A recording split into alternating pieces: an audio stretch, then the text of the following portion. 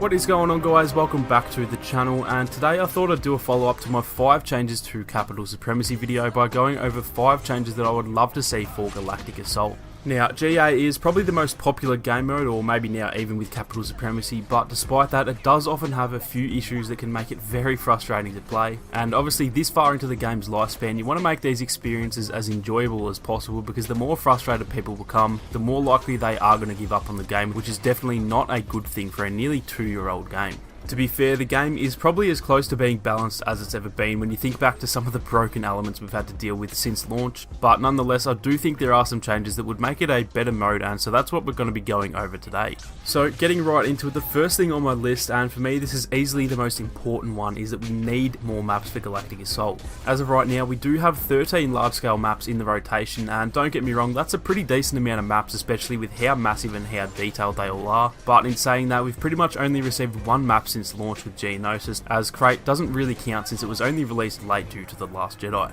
For the most part, I really like just about every map in the rotation, with the exception of maybe 2 or 3 maps, but even though I do like the current maps, they are becoming pretty stale since we have been playing them all for so long now. I remember when they added Geonosis and the amount of hype that surrounded the game at that time, as it was pretty much our first new map, and despite whether people love or hate Geonosis as a map, it was still a really nice change up, and it made GA feel so much different even though it was only just one single map. Whether they will add more GA maps, I'm honestly not too sure. As of right now, it kind of seems as though Capital Supremacy is their main focus, and I am okay with that since it is new, but at the same time they do need to show some love to the game mode that probably kept this game alive during what most of us would probably call the dark times of Battlefront 2. Obviously, we know that Felucia is being added to Capital Supremacy later in the year, and don't get me wrong, I'm extremely excited for that to come, but in my opinion, if they only add that to CS and not GA, then that's going to be a massive mistake that will no doubt piss off a whole lot of people in the community. They're making a new map already, it's still being designed as we speak, and so as far as I'm concerned, they really need to look at adding Felucia into Galactic Assault, even if it is a few months after it drops for Capital Supremacy.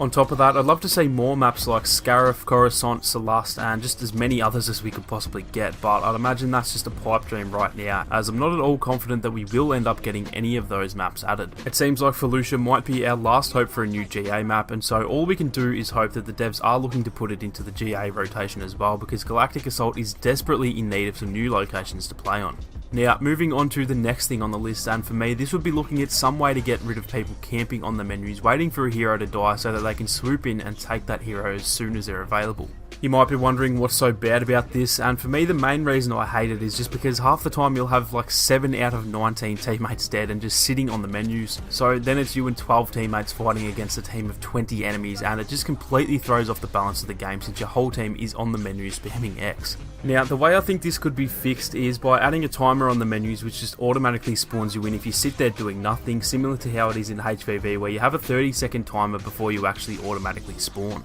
Giving players maybe a 15 or 20 second timer on the menus means everyone can easily change their cars around if they need to and still have time to spawn, yet for those who want to camp for a hero, they'll just automatically be spawned as the last class they played, as this would almost instantly get rid of people camping on the menus. The other idea that I have seen out there, and shout out to RockyPapa58 on Reddit for this one, is to add a hero queue system similar to the old Battlefront games, where once you get enough battle points you can queue for a hero and then just spawn back in as a trooper and keep playing. Then once that hero becomes available, it pops up on the screen asking if you'd like to spawn in as that hero, which again would pretty much completely solve this issue. Either of these options, or honestly probably even both of these options, really would help fix the problem, because it's so frustrating when you look at the leaderboard and half your team is dead and waiting on the menus to get a hero, because like I said, it essentially makes it like you're playing in a half empty lobby. Moving on to the next change I'd like to see, and this actually relates to the last one a little bit, which is that I think there needs to be a hero cooldown timer to stop people from spamming the same heroes over and over again. The amount of times I've killed an Anakin or a Palpatine and I finally feel like I can run around without getting melted, only for a new full health Anakin or Palpatine to come back 14 milliseconds after I've just killed them. It's so frustrating to see, and I feel as though teams should at least get a little bit of a break if they do manage to take out a hero.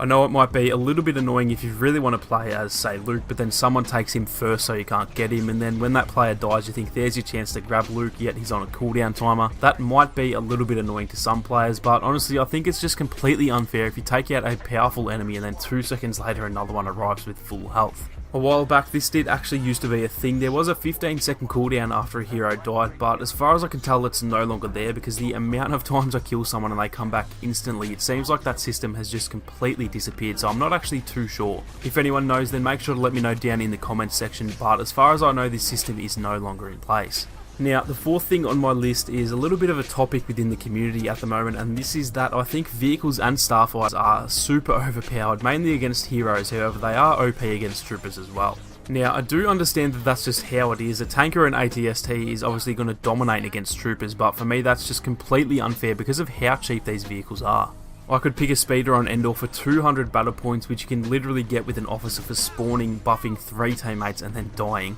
And then with that speeder, I could go out there and kill pretty much as many heroes as I want, as there's just nothing they can do to stop you. And if they do stop you, then guess what? I'll just use another 200 battle points and do the same thing over and over again. Now, obviously, I don't play like that because I have a soul and I wasn't spawned from Satan himself, but nonetheless, there is nothing stopping me from doing that, and it really can just ruin the game for so many people, all for such a low amount of battle points. There's also the whole ATST thing at the moment where their anti-vehicle rocket, or anti-hero rocket as a lot of us call it, can one-hit kill any hero in the game pretty much, and for less than half the price of the hero itself. That is just absolutely ridiculous, and again, it just completely ruins the balancing. I could also start on strafe runners, but I'd rather not have an aneurysm today, so I'm just going to leave it at that. But I do think the vehicle balancing and battle point costs really do need to be looked at. If they're going to be so easy, then they should at least cost as much as a hero, or vice versa. If they're going to cost next to nothing, then they should be useless, because the way they are, it is just completely imbalanced. Now, the last thing on the list for today is also to do with battle points, and this is relating to how quickly each class can earn them. We all know that officers are so much faster than everyone else at getting BP, and before everyone says, oh, I can get a hero with the specialist class, so can everyone. But if you have 10 kills with the specialist and someone gets 10 kills with the officer will always have more battle points, whether you want to accept that or not. The devs need to take a look at the balancing and figure out a way to make all the classes earn BP at a similar rate.